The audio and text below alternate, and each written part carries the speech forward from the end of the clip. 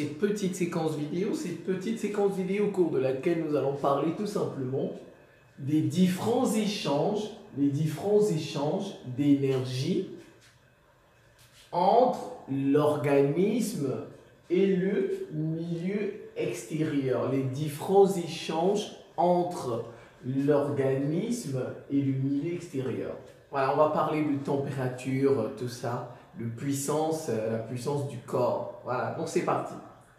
La température usuelle du corps humain,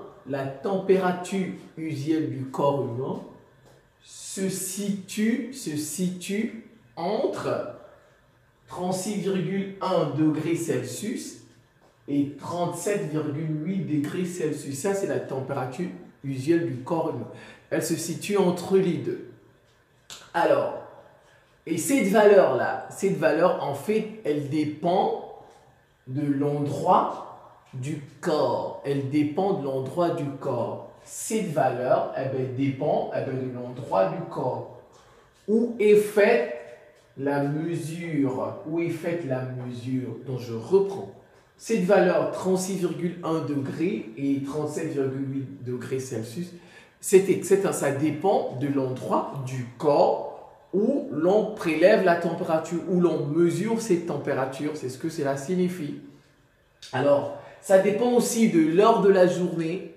Ça dépend aussi de l'heure de la journée. Ça voudrait dire que si on prélève votre température à 11 h du matin, bien à midi, lorsque le soleil est au zénith, ce ne sera pas idem si on le fait à 18 h du soir. Vous conviendrez quand même à 18 h, le soir il fait moins chaud. Voilà, donc elle dépend aussi de l'heure de la journée et du niveau d'activité de la personne. Donc, quelqu'un qui est au repos, qui est assis sur sa chaise, par exemple, il est en train de faire un exercice de mathématiques. C'est par exemple quelqu'un qui allait jouer au football. Si vous relevez la température de quelqu'un à la même heure, quand il fait par exemple un exercice de mathématiques, et cette même personne, à la même heure, lorsqu'il est en train de jouer au football, vous n'allez certainement pas trouver la même mesure, la même valeur. Donc, c'est ça. Donc, je reprends. Cette valeur dépend de l'endroit du corps où est faite la mesure, où est fait le prélèvement. Voilà. Ça dépend de l'heure de la journée et ça dépend aussi du niveau d'activité de la personne.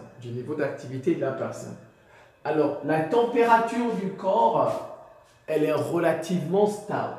La température du corps humain est relativement stable. Et bien, d'où vient cette stabilité en fait? Cette stabilité résulte d'un équilibre dynamique. Cette stabilité, on va dire, résulte d'un équilibre dynamique. On va dire comme ça, d'un équilibre dynamique entre, premièrement, l'énergie thermique produite. Voilà.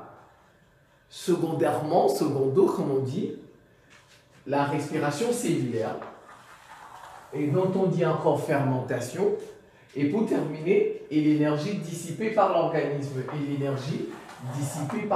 Donc je reprends, cette stabilité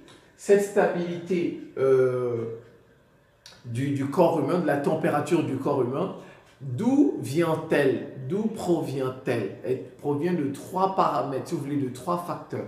Le premier facteur, c'est l'énergie. En fait, il y a un équilibre, effectivement, entre les trois facteurs. Quand je dis résulte d'un équilibre dynamique entre ces trois facteurs. Premièrement, l'énergie thermique qui est produite. Voilà, ça c'est le premier facteur. Secondo, la respiration cellulaire, qu'on peut encore dire fermentation.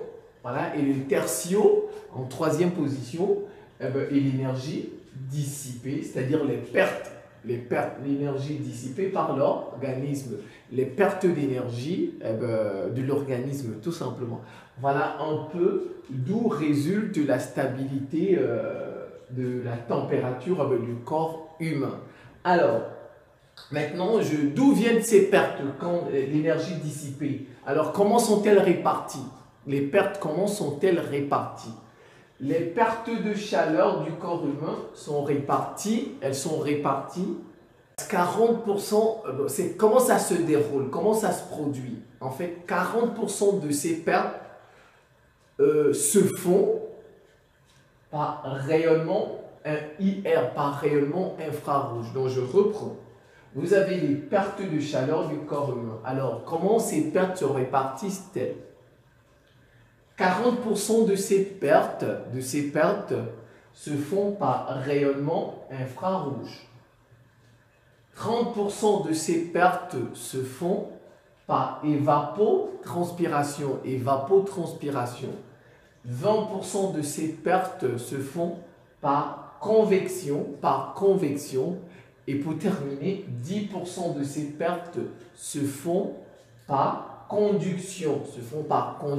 Et, bien, voilà. Et pour terminer, vous avez la puissance thermique du corps humain, la puissance, puisque le corps aussi a une puissance. Voilà, puissance, on dit puissance thermique, température.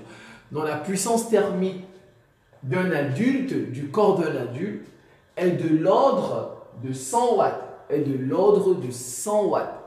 Et la puissance thermique, on va dire, d'un adolescent est de l'ordre de 130 watts.